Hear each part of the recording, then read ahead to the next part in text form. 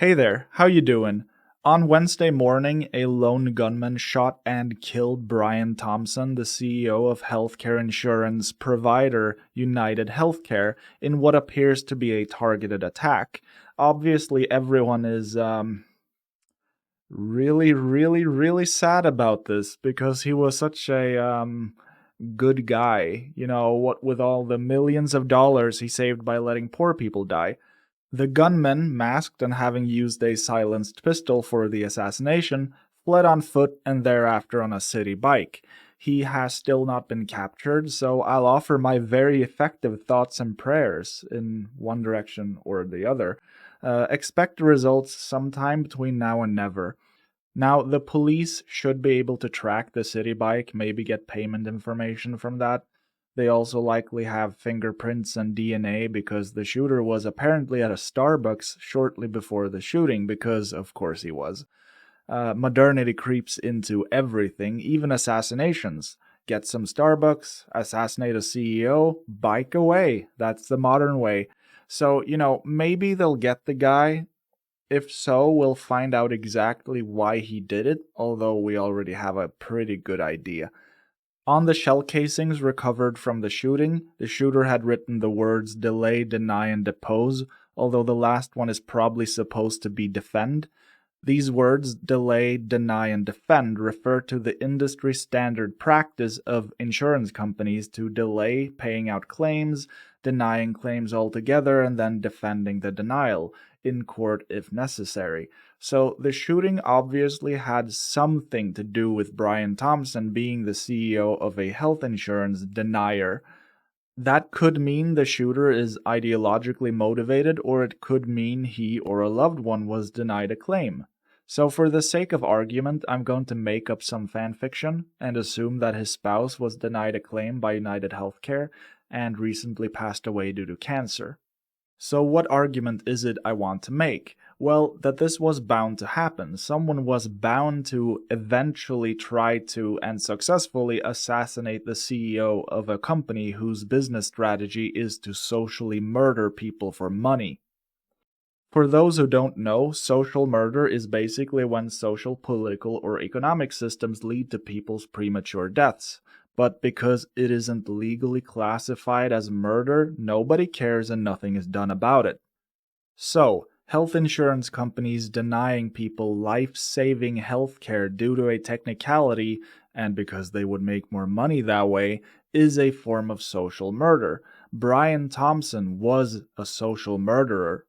It was his job to socially murder as many people as possible, so that UnitedHealthcare investors could get bigger payouts. And probably so he could get a bigger Christmas bonus himself. A lot of people in the media will focus on the assassination, this act of violence, and the horrors it reveals about society, without so much as whispering the words social murder, without going into the horrors of the US healthcare system and how the assassination, this act of violence, was merely a symptom of a deeply sick system. The US healthcare system is designed to cause death and misery because that's what's profitable, and this will obviously radicalize people. Imagine how powerless you feel watching your loved one die needlessly because a faceless corporation is arbitrarily saying no to their treatments. Well, I guess this guy did put a face on it, and then shot that face.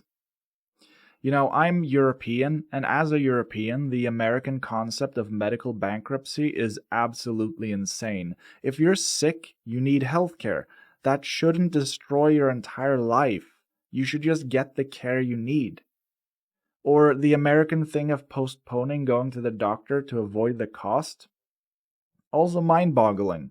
But the thing that really blows me and Brian away is that there is a middleman that says no to doctor-prescribed treatments. A corporate entity that pretends to know what healthcare you need or don't need better than the doctors, because what the doctors want is too expensive, cuts too much into those sweet profits. So the system does not work, or, well, the purpose of a system is what it does, and the US healthcare system either kills or indebts ordinary people in order to enrich middlemen who add nothing of value. And I guess it does that really well. But it doesn't heal or help people well, because that's not what it's designed to do. So, what the assassination tells us is that the system doesn't work as it currently exists. The US needs a national healthcare system, or at the very least a single payer system, like the rest of what we narcissistically like to call the civilized world. Just imagine all the CEOs whose lives could be saved with a national healthcare system.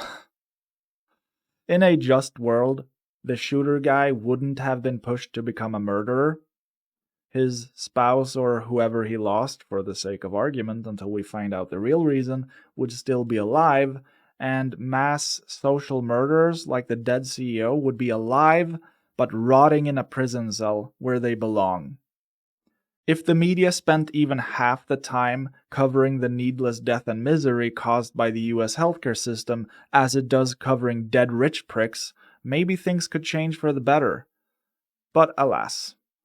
That's today's episode. Thanks for listening. Like and subscribe, leave a comment with your thoughts below. Stay safe out there in this crazy world, and I'll see you next time.